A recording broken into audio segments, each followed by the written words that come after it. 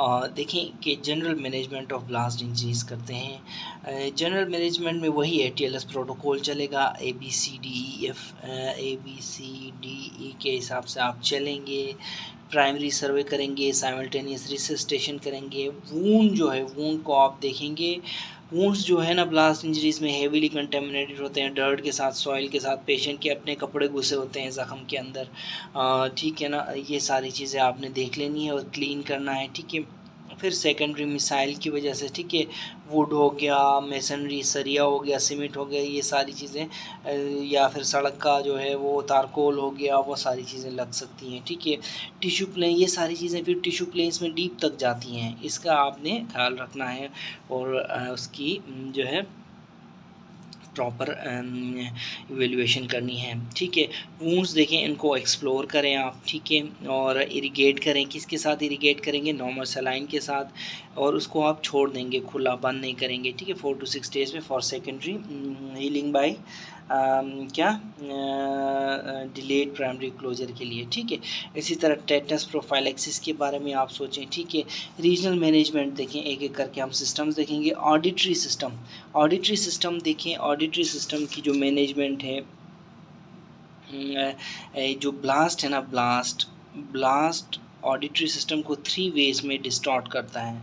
कौन कौन से? सबसे पहले रप्चर ऑफ एंटीरो इन्फीरियर, याद रखें, AI मतलब antero inferior tympanic membrane, dislocation of ossicles और disruption of the inner ear, ये सारे के सारे फिर डेफनेस कॉज कर सकते हैं और ENT स्पेशलिस्ट की ज़रूरत पड़ सकती है।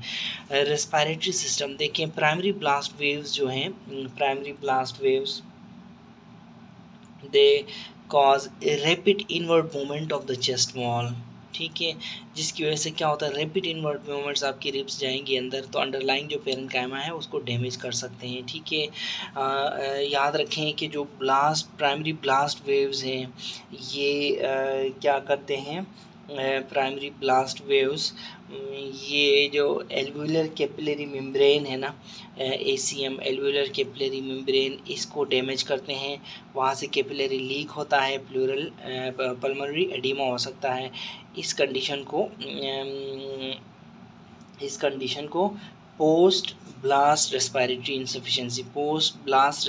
इंसफिशेंसी बोलते हैं। देखें, फिर एक दूसरी तरफ फिर पेशेंट टॉक्सिक गैसेस इनहेल करता है, स्मोक इनहेल करता है। ठीक है, इसकी वजह से जो इनहेलेशनल इंजरी है वो फिर फर्दर एग्रेवेट करती है पोस्ट ब्लास्ट रेस्पिरेटरी इंसफिशेंसी को।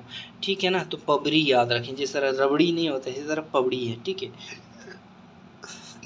अब क्लिनिकल पिक्चर कैसी होगी पेशेंट की जो पोस्ट ब्लास्ट रेस्पिरेटरी इंसफिशेंसी के साथ आए? खांसता आएगा आपके पास, फ्रोथी ब्लड स्टेन्ड स्पुटम आएगा, डिस्निया होगा। ठीक है, फीलिंग्स ऑफ एप्रीहेंशन होगी। ठीक है, गाइडलाइंस वही ABCDEF।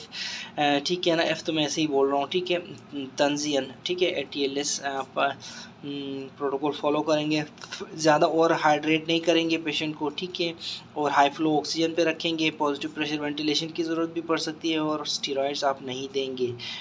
ठीक है, तो ये रेस्पिरेटरी सिस्टम की मैनेजमेंट हो गई। अच्छा, उसके बाद GIT की तरफ देखें। GIT देखें, बम ब्लास्ट जो है ना वो परफोरेट कराता है किसको? स्टमक को, स्मॉल इंटेस्टाइन और सीकम को। क्लिनिकल पिक्चर कैसी होगी? Abdominal pain, science of peritonitis होंगे, एक्सरेज में गैस अंडर डायफ्राम आएगी आपको, और ऐसे केसेस में आप रिसस्टेट करके पेशेंट को एक्सप्लोरेटरी लेप्रोटमी करेंगे।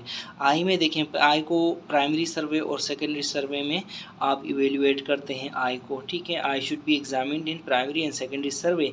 Conjunctiva and pupils are carefully examined. ठीक है, ऑप्थेल्मोलॉजिस्ट को बुलाएंगे आप, ऑप्थेल्मोलॉजिस्ट आके चेक करेगा कि एनी एबनॉर्मेलिटी कोई है, डिस्टॉर्शन ऑफ आइरिस तो नहीं है, हाइफीमा तो नहीं है। ठीक है ना, देखिए जो हाइफीमा होता है ना, हाइफीमा वो इस कंडीशन को कहते हैं। देखें, ये नॉर्मल आई है, ये हाइफीमा है। हाइफीमा कहते हैं collection of blood in the anterior chamber या फिर फ्रंट चैम्बर ऑफ द आई को हाइफीमा कहते हैं। ठीक है, इसी तरह फिर CNS में देखें, पेशेंट का GCS मेजर करेंगे। देखें, GCS के बारे में मेरी पूरी डिटेल्ड वीडियो मौजूद है, आप देख सकते हैं। लॉस ऑफ कॉन्शियस तो नहीं है, एजिटेशन एक्साइटेबिलिटी तो नहीं है, ये आप एग्जामिन करेंगे, ATLS प्रोवाइडर एग्जामिन करेगा। मस्कुलर उसकी ज़रूरत पड़ी तो न्यूरोसर्जरी को ला सकते हैं आप इसको इसमें, ठीक है। मस्कुलोस्केलेटल में लिम्फ फ्रैक्चर्स हो सकते हैं और एम्पुटेशंस हो सकती हैं, ठीक है, जैसा कि मैंने पहले भी बताया।